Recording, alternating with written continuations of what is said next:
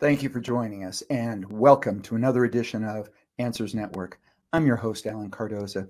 And if you're just learning about this show, please know it is on the air for you by bringing on special guests that can inspire, educate, and in some cases, entertain.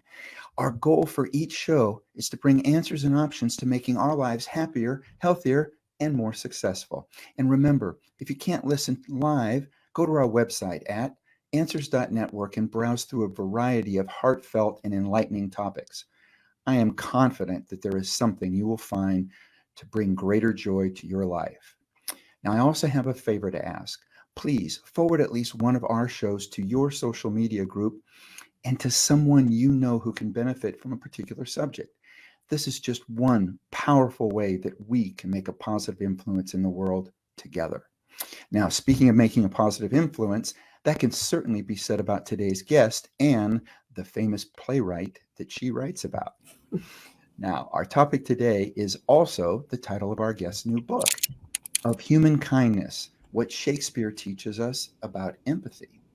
A book that takes readers through a selection of Shakespeare's most famous plays to demonstrate the ways in which Shakespeare thought deeply and clearly about how we treat others.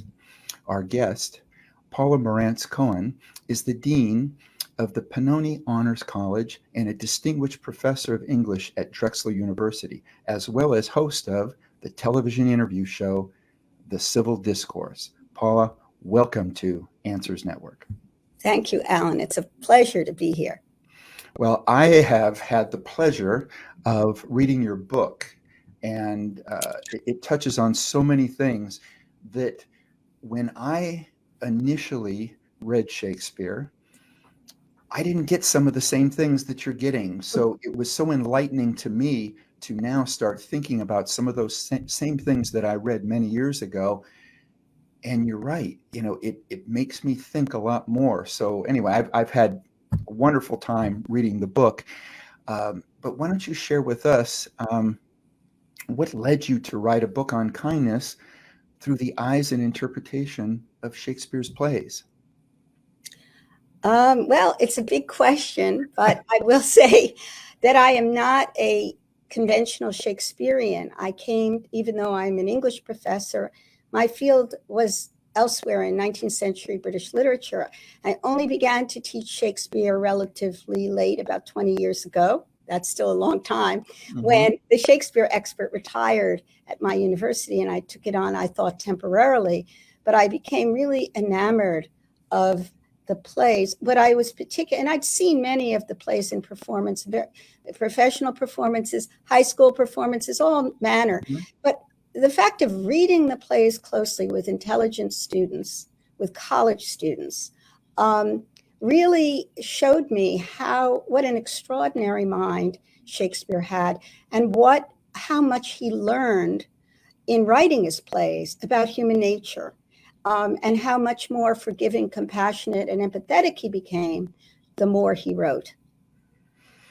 Well, as many people out there may not be as familiar with his work, can you describe for our audience some of the most famous and familiar plays of Shakespeare? One of the most performed, I think, is Richard III. There are many movie versions, and it's a play that's put on quite often. It's an early history play, English history play. And I see it as a kind of beginning point for Shakespeare because the main character, Richard III, is an unequivocal villain. You do not feel empathy for him. So in a way, you read this play and you would say, well, that doesn't support her thesis. And that's the point, is that I do think that Shakespeare began as a dramatist who wanted, a lot of bang for his buck. And so he created a villain who would kill a lot of people and would chew up the scenery, so to speak. And, Al Pacino played Richard III on Broadway, I believe. And also he made a movie, Looking for Richard, where he talks about what it feels like to play this character. But he's appropriate for the role because you know how he likes to be histrionic. Yes. But he's a beginning point. There's something very significant about the character. And if you don't mind, I'll read the first lines of the play that show this. I would love that. Okay, I'm going to skip a few lines after the first very famous line. This is the first line of the play. Now is the winter of our discontent made glorious summer by this son of York. He is referring to the end of a war that will now allow everybody to celebrate, to, to be happy, to make love, to have festivity. And he says this for a few more lines, and then he shifts. But I, that am not shaped for sportive tricks. And I should tell you that history tells us that Richard III had a deformity. He was a hunchback, or it's still not clear exactly what kind of deformity, but physically a deformity. But I, that am not shaped for sportive tricks, nor made to court an amorous looking glass, I, that am rudely stamped and want love's majesty to strut before a wanton ambling nymph, I, that am curtailed of this fair proportion, cheated of feature by dissembling nature, deformed, unfinished, sent before my time into this breathing world scarce half made up, and that's so lamely and unfashionable that dogs bark at me as I halt by them. Why I, in this weak piping time of peace, have no delight to pass away the time, unless to spy my shadow in the sun, and descant on mine own deformity. And therefore, since I cannot prove a lover to entertain these farewell spoken days, I am determined to prove a villain and hate the idle pleasures of these days. I think it's just an extraordinary speech. Yes, it is.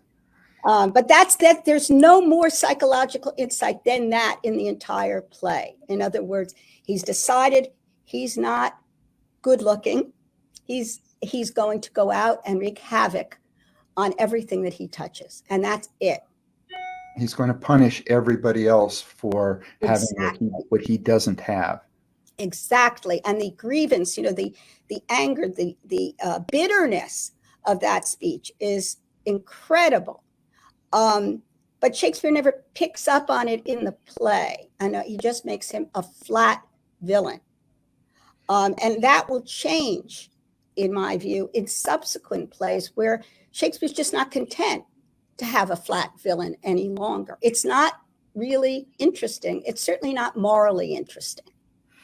Well, what they would say today is he has no arc. He starts out as one thing and he remains that. And what we've learned over time in regards to movie making, to put things out to the masses is that they want to see an arc of some type, so that they can feel that there's been some level of growth. And I think what you're saying is that in later plays, he started to see that, and so that's why we see characters that have more growth, that have more compassion, and more emotion that they're showing. Alan, in some part that's true. And that's true of the later Henriette plays, the later English history plays, which actually take place earlier than Richard III, because he went backwards and wrote prequels after he wrote the first 4 history plays. But in other ways, it's different. It's not so much that they have an arc where they get more complicated or they grow. It's that Shakespeare becomes more attuned to what makes a villain, and why it is that someone we might want to feel for someone we despise, or whose ideas or actions we despise. And that, to me, is the real challenge for empathy. It's easy to be empathetic to people you like, or people that you identify with, or people that have your ideas.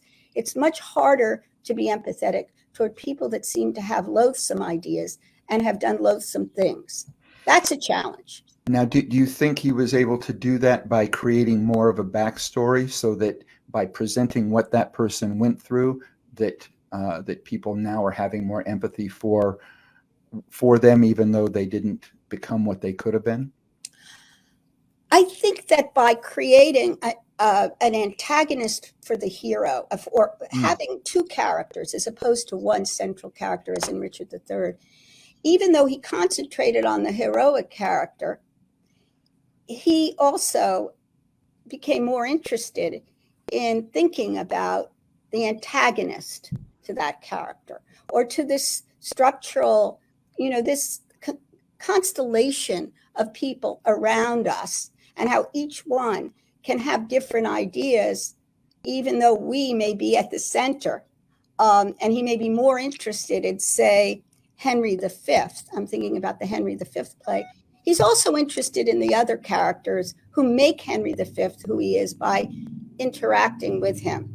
And I see this as a gradual thing, because I think what happens is he'll write a play and then there'll be a loose end of some sort, a character that's sort of a stray character, and it jolts him, or it spurs him to want to pursue that further. And I feel The Merchant of Venice is the most important play in that respect. I don't know if your viewers know that play. No, actually, I'm not familiar with it. Viewers may very well be, though. It's a very odd play. It's considered a comedy. And it has the Jew Shylock. So even though you haven't heard of The Merchant of Venice, you've probably heard of the character of Shylock. Yes. Who's a moneylender and who demands his pound of flesh of the character who reneges on his loan. And the character of Shylock is a villain in the play. And he's treated as a villain. And in the end, he's severely punished. But Shakespeare gives him a speech in Act 3 that makes you think about this character in a different way. Again, I have it here. I can read it if you want. Well, no, I would love that, and that's why I say one of the things that I think is so compelling about your book and the way in which you put it together is I love things that make us think, and you talk about how we may now look at another person differently once we know this piece of information. So yes, please do. Yeah, I think it does make us think about groups or individuals that we have written off. Mm-hmm. So Shylock, as I said, is a Jew and is treated with contempt by all the other characters in the play. And he's positioned as the villain. And traditionally, this has been how he's been read and been portrayed in theater as a very, an unsavory, grasping villain. But he has this speech. I am a Jew. Hath not a Jew eyes? Hath not a Jew hands, organs, dimensions, senses, affections, passions, fed with the same food, hurt with the same weapons, subject to the same diseases, healed by the same means, warmed and cooled by the same winter and summer as a Christian is? If you prick us, do we not bleed? If you tickle us, do we not laugh? And if you poison us, do we not die? And if you wrong us, do we not revenge? If we are like you in the rest, we will resemble you in that. And that speech, which is quite famous, is an explanation of how villains do tend to get formed out of resentment, out of being treated as subhuman, and by imitating what others do to him back again. And it does, I think, and over time, this character has become far more sympathetic in the way he's portrayed on stage and on screen, because I think as we become more aware of other people who not like us, we hear this more clearly than they did perhaps in the 19th century when it was performed. It's hard to say how Shakespeare's audience felt. There were very few, if any, Jews in England at the time he wrote. So he's thinking theoretically about this outcast character. And he could not help but give the character this speech, which is so poignant, in my opinion. Mm-hmm. Yeah, and one of the thoughts that comes to mind is that we're talking about someone that loans money. I mean, yes. and someone that loans money can be a bank, and or it can be a loan shark. It can be, where someone borrows the money to build their business, which then makes them very successful. But it can also be the person who is loaned the money and then loses their job, so they lose their house. Yeah. So it's a much broader picture of what somebody can be in that profession. But in many cases, it gets demonized as only one side of it. Exactly. And because of the way it's possible to portray this character and to make him look, and also because he's so insistent on they make a deal, he and the other character in the play, that if this character reneges on the loan, Shylock will get a pound of this man's flesh. And it seems like a joke. Right. But when he can't pay it back, the ships get lost at sea or they're delayed, Shylock insists that he should have that pound of flesh. And nothing seems to get in his way. He will not, agree to back down on this. And when someone says to him, well, what good will it do you? He says, it will stoke my revenge. It's because of this bitterness that I have that I want it. And ultimately, he's able to be essentially tricked out of this.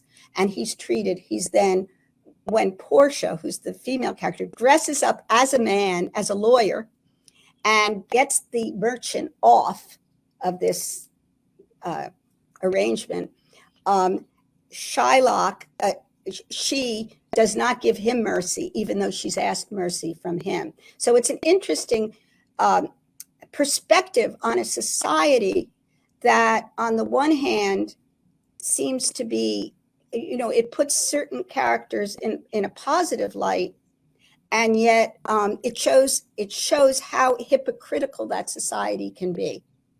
And there are actually 3 outsider characters in the play that make it so interesting. One is the woman who, in order to exert her brilliance, must dress like a man, which happens in a number of Shakespeare plays. And the other is a gay man who, it's not explicit, but it's pretty clear. And he also is an outsider character. And he's the merchant of the title. He's the one from whom Shylock wants to take his pound of flesh. So it's an interesting look at 3 minority figures, marginal figures, and how they sort of play off of each other within the context of the play, which takes place in Venice. Shakespeare sets it in Venice.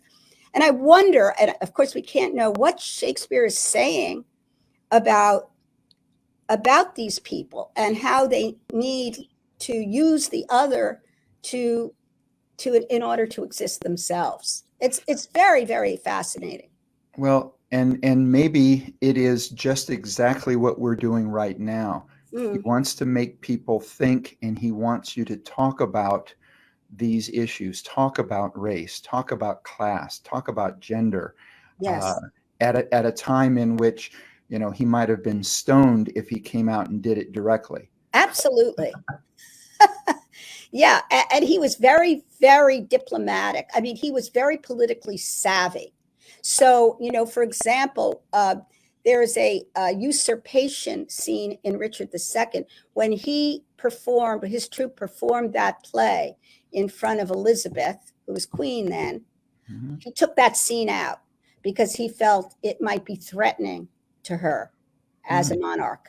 So he was very aware, but he never comes out and, says something directly. And there are a lot of contradictory messages. But then again, life is complicated, isn't it? Right. And there is no easy, it would be propaganda if it were simplistic. Yep.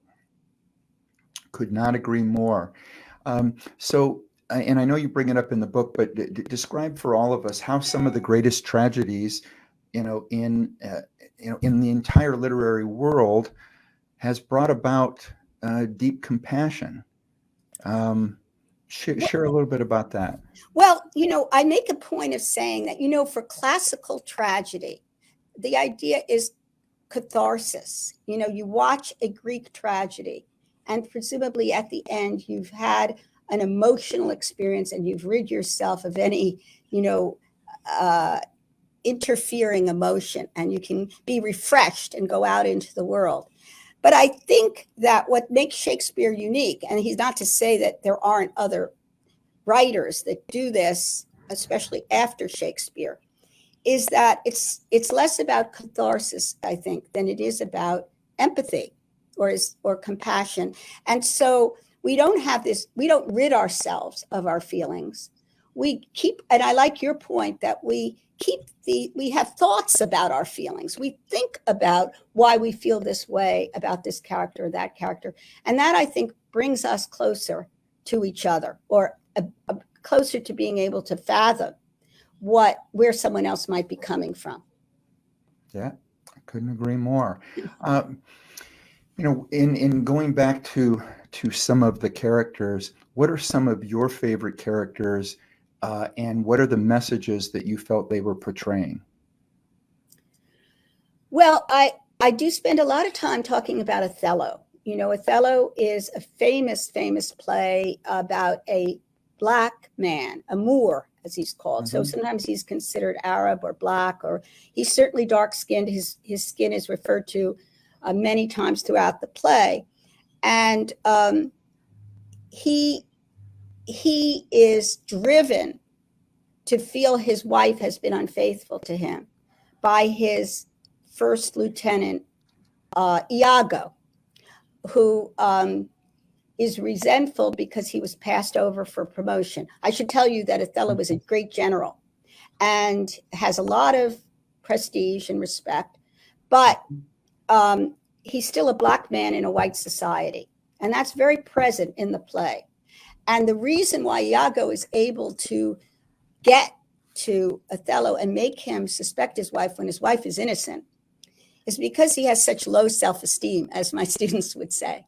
He feels himself to be out of place. He feels himself to not be worthy somehow of her. And as a result, he is vulnerable to Iago's argument. But one of the things I say in reading the play is that the character of Iago has been overlooked too, because this is a character who has served Othello as his first lieutenant. And when there's a promotion to be had, Othello gives the promotion to a very refined gentleman, Cassio, and not to Iago. And most readers and watchers slough this over as though it's really not a good motive for Iago being so vicious toward Othello. But when you stop and think about it, Othello is as blind to Iago's claims as the society is blind to Othello's feeling of helplessness or feeling of inferiority. And so you see how these things duplicate themselves, and that Iago is unseen, not only within the play, but also by viewers and readers up till now as being, they think of him as just a pure flat villain. But right at the beginning, we hear what it is that's driving him. He feels he deserved the seniority. He should have gotten that promotion, but it was given to somebody who had never been in the field, but who had the right credentials. And I think that a lot of people in our society now can relate to that. Absolutely.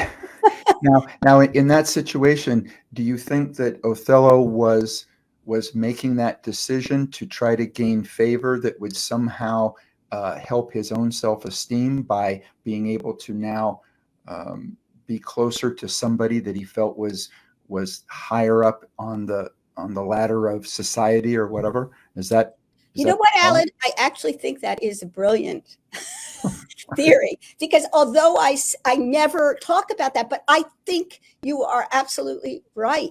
And I'm going to bring it up in class next time I teach it, that yes. And isn't it very common for people to want to ally themselves when they feel inferior? They want to ally themselves with someone with the pedigree or the elements that they feel they lack.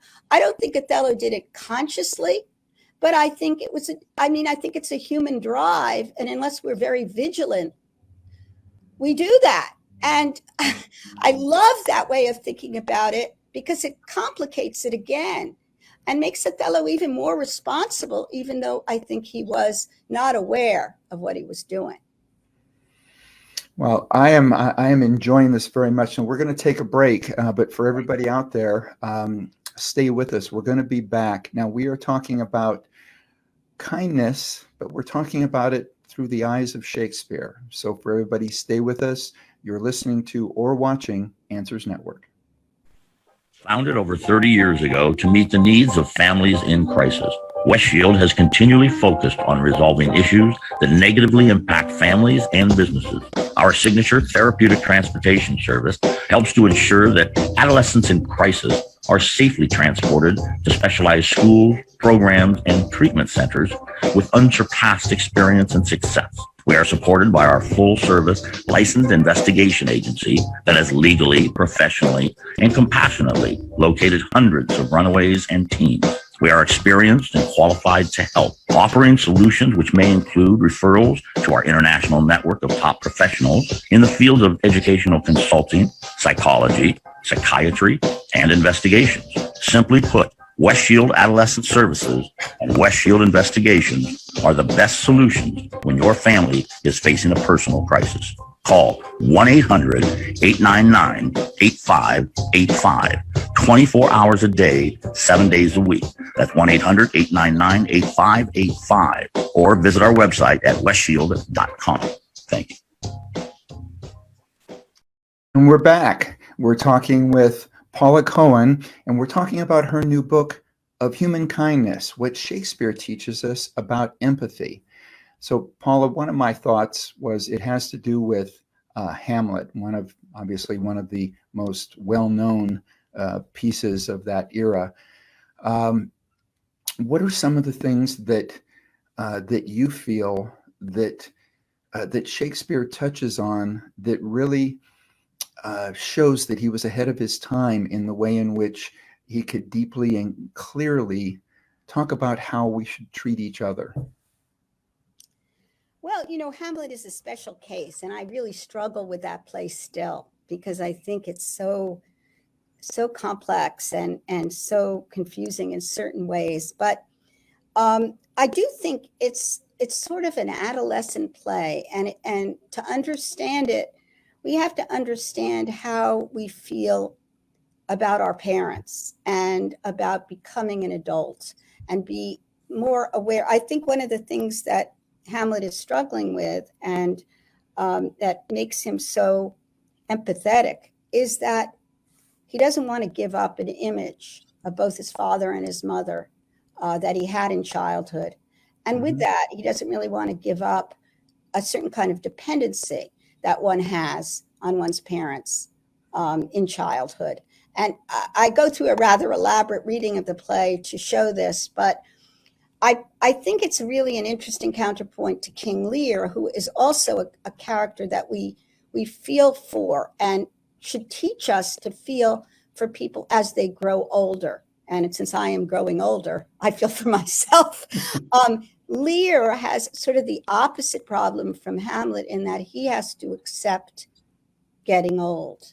And it's hard for us to do that. And I think it's hard for younger people to see older people as complete human beings. Sort of the way people didn't see Othello within that society as a complete human being.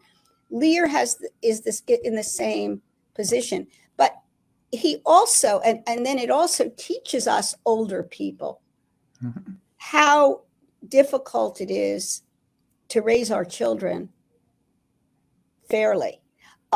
Because ultimately what Lear does, and that we can take lessons from, is that he apportions out his love to his daughters.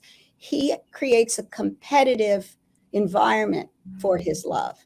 And I think if we look to each other or we love each other in a competitive way, that will never end well for anyone. Right. And that's what happens. And even Cordelia in that play, who's considered the heroine, who has, does nothing wrong, I feel that she is actually competing with her sisters for being the good daughter. And in the process, she's able to sort of win, even though she dies, because she gets to her father. So in a way, it's a cautionary tale of how we need to approach old age and how we need to deal with our children. Both are very difficult. I mean, but I think, again, Shakespeare was understanding of that. And when you read this play closely, I think it helps you do it better. Hamlet, I know I started by talking about Hamlet. Hamlet is a separate story. It can be understood, it seems to me, in so many ways.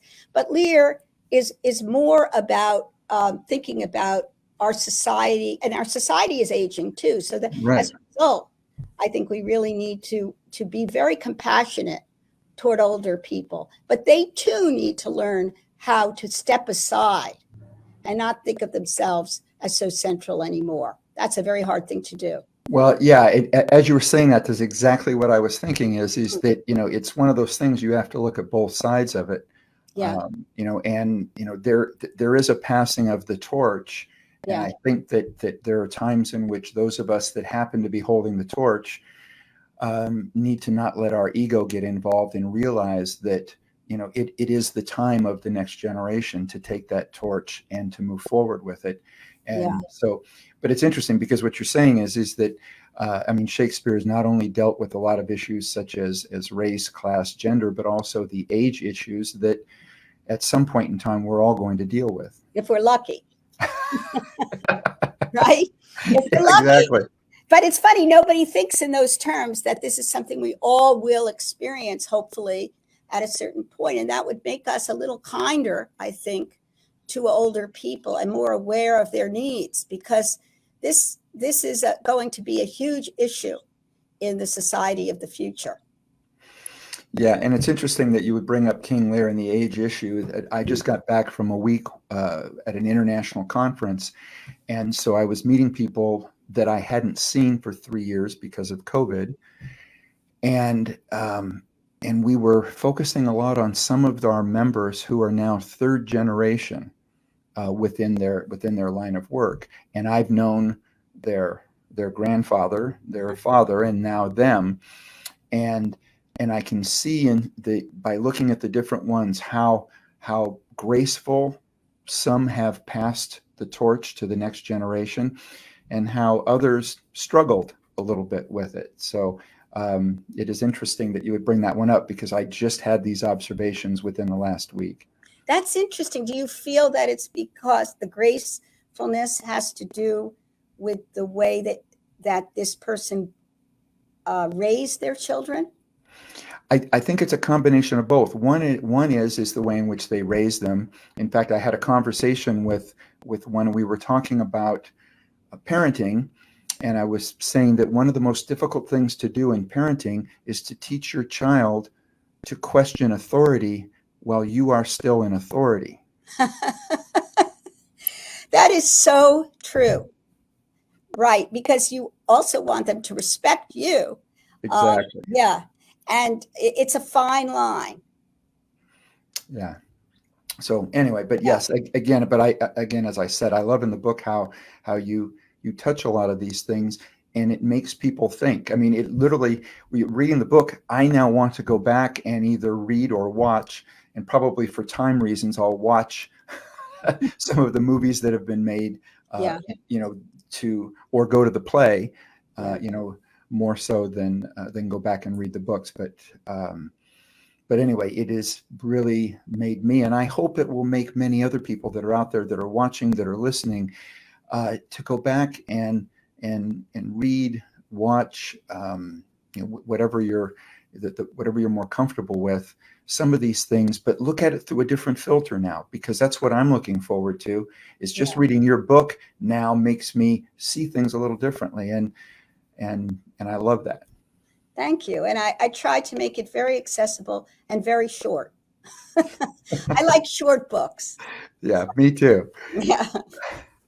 So, and I'm just checking on the time. So let's talk a little bit about what else that you're working on, because I don't want to run out of time, because I know that you have another book coming out, and I'd love to know more about that, because what I think it does is it takes a lot of the things that we're talking about now, but brings it up to date to what we're dealing with right now. Yeah, thank you for asking. It's a book that will be out in February from Princeton University Press. It's called Talking Cure, an essay on the civilizing power of conversation. And I do believe very strongly in conversation. What we're doing right here is so important. You learn about each other when you sit down. I mean, ideally over a meal, Yes. and converse in person, but Zoom is better than nothing.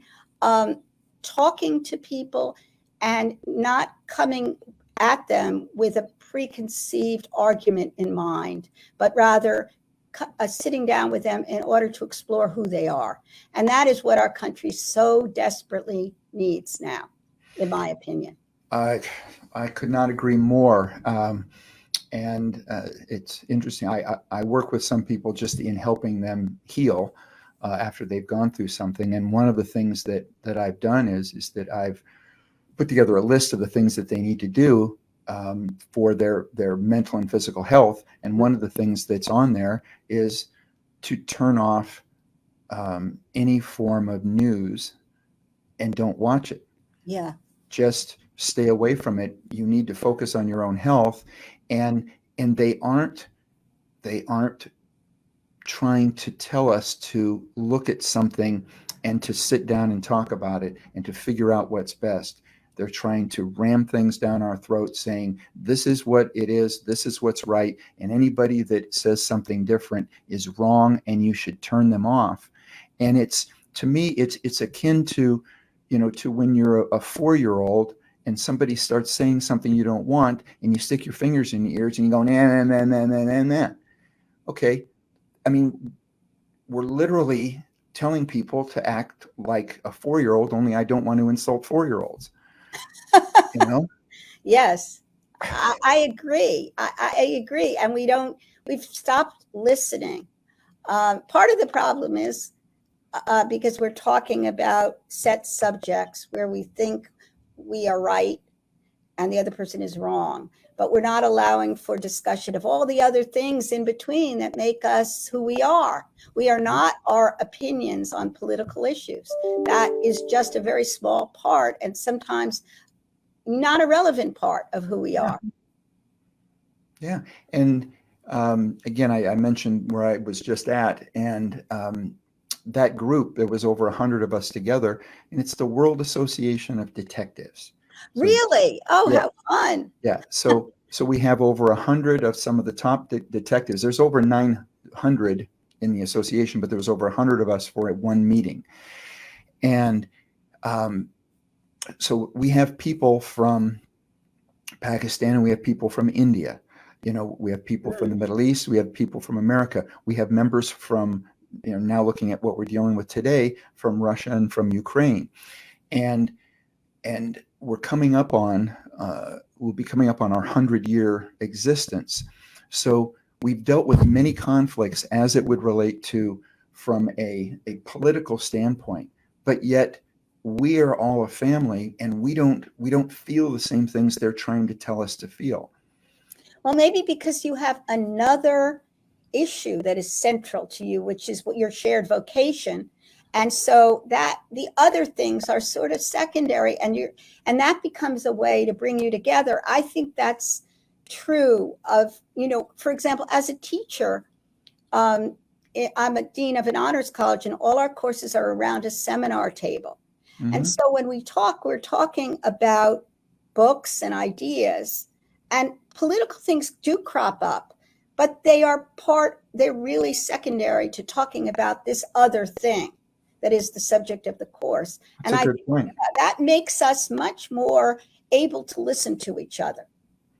And I think that would be true of your conference. Absolutely, yes. And we're listening, but for many of us that have been members for many, many years, like I said, we see each other as family in the sense that, and family can have conversations and disagree. And there's a lot of people in there. As I said, in fact, one of my favorite conversations, I was seated, this is some years ago, there were 10 of us at the table. And through conversation, we realized that at one part of the table, we had a retired Pakistani general. And on another side of the table, we had a retired Indian colonel. And as everybody kept talking, they realized they were involved at one time in the same battle. Oh, on opposite sides. On the opposite side. Yes. And these two gentlemen later on nominated each other for third vice president of the association to join the officers so that they could talk about things together, and became friends and realized that, what the politicians were saying and everything else was not true.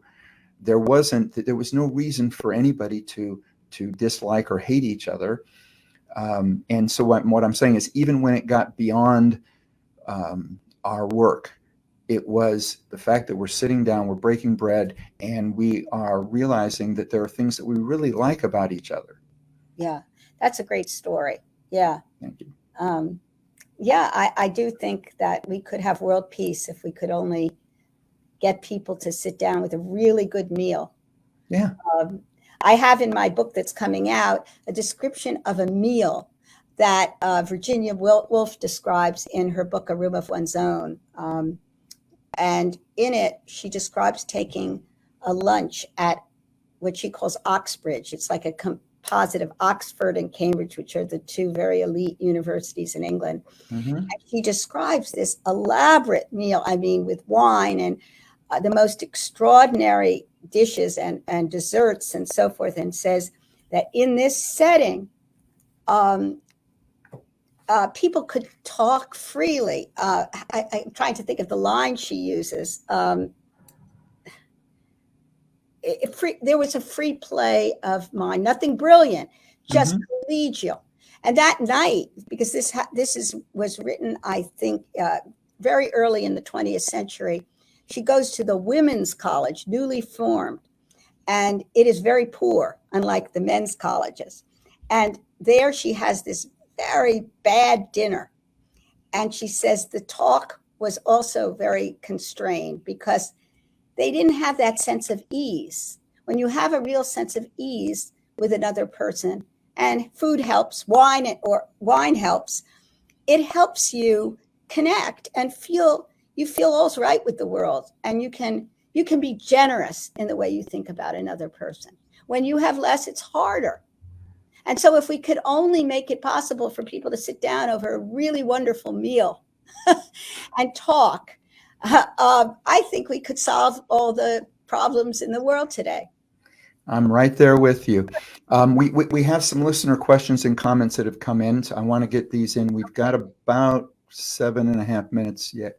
So the first one appears to be a comment. And again, thank you for everybody that takes the time to send these in. This one reads, I so enjoyed my theater classes in college, especially Shakespeare's plays. My friends and I would have long discussions about relationships of various characters and the emotions that would come up for each of us. My daughter is considering joining a local group, and I think your book would be helpful in explaining my passions for these great works. Thank you for writing your book. And this is from Vera in New Jersey. That's great. Thank you, Vera. All right. And we have one that said, I read a book entitled Shakespeare Identified that proposes that Edward de Vere, the 17th Earl of Oxford, was perhaps the real identity of William Shakespeare and responsible for creating these great works. What are your thoughts on this? And is there any evidence that this may be true? And this is from Mary in Michigan. Well, this is a very ongoing debate as to who wrote Shakespeare's plays, because Edward de Vere is one very major candidate, and there are others. But I personally don't support this thinking, and I'll tell you why. One of the reasons why people feel that Shakespeare couldn't have written the plays is that he didn't have as much education as the aristocratic people like Edward de Vere or Christopher Marlowe, for example, who was very well educated in Latin and Greek and so forth. But I think it was precisely because Shakespeare mixed more with the people. His his family was sort of gentry. They owned some land. His father was a merchant. So it was a mixed marriage of sorts, at least for the time. And he was more attuned to the way different people think. And that's what makes his plays endure and speak to so many people in a way that others don't. But there's never, I think, going to be any proof one way or the other. And there's a lot of fun involved in thinking that maybe somebody else does. And there are books written, as the writer noted, that go to great lengths to show evidence in the plays and so forth, coded things that suggest that someone else, Edward de Vere or others, may have written them. But I don't buy it. Well, it sounds like another interesting mystery to look into. It is a mystery. There's a lot of mystery associated with Shakespeare, if you want to think that way. All right. Well, we've got looks like about 3 minutes.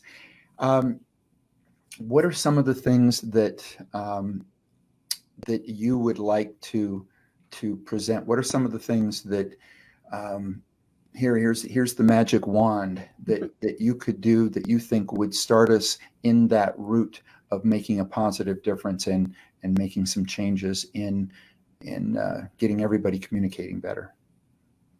That's a great question. I wonder, I think there was a news article or an op-ed article that I read not long ago that I agree with, which is that one should try and speak to people in the course of a day, people that you might normally not speak to or not even see.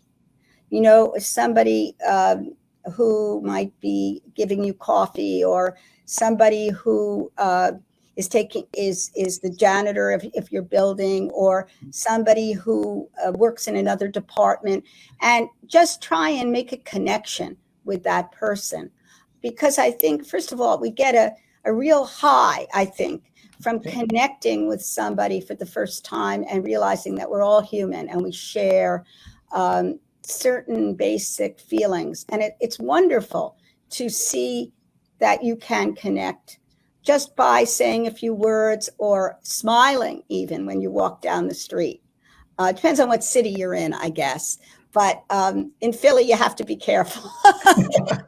But I still do believe that people are hungry for connection, and we can help make that happen. So I maybe that sounds a little mundane, but I do think it's a first step. All right. So for everybody out there, say hello to somebody today, somebody you haven't met before. And so, Paula, what are the best ways for people to get your book? Oh, I think on Amazon, or I believe on Amazon is probably the best way. It's in some bookstores. I don't know how many people still shop at bookstores, but it can, or from Yale University Press is another way, because that's a publisher. All right. And if they would like to follow you and be ready on your list for when the new book comes out, what's the best way for them to follow you? I don't have a social media presence. I have a website that I've let lapse, but I can be found at Drexel, drexel.edu, at the Pannoni Honors College. We have, if you want to contact me through email, I'm the dean at Drexel University's Honors College, Pannoni Honors College. And if somebody writes me, I'd be glad to write back. Sounds great. Paula, thank you so much. And I would love to talk again more, especially about your new book. And if it's coming out in February, if you let Jan know about 10 weeks or so ahead of time, would love to have you back, and let's talk about that one, because I think that taking all of the information you're talking about now, talking about what we can do now, is the perfect next step, or in this case, next book. Thank you, Alan. It's really been a pleasure talking to you. You're a wonderful interviewer. Thank you very much. We look forward to talking to you again soon. Okay. Bye-bye. Right. Thanks. Now, for everybody out there, please be sure and join us next week when we're going to have the author of How to Grow Your Business Like a Weed. And right now, especially as we're coming out of COVID, anything that we can do to be able to grow our business and work smarter, I think could help all of us. So join us, and also visit our archives of past interviews at answers.network. And you can subscribe to the show through Apple Podcast, iHeartRadio, Spotify, SoundCloud, YouTube, Rumble, Spreaker, and so many more. if you can do that, it will help us spread the word. And the more we can get this word out to people, the more we can make a positive difference together. Now, if you like what you hear, you can also leave a review. It'll help us to be able to continue to reach more people via Facebook, Twitter, Instagram, or any of those. So for everybody out there, just continue to be good human beings and be with us again next week on Answers Network.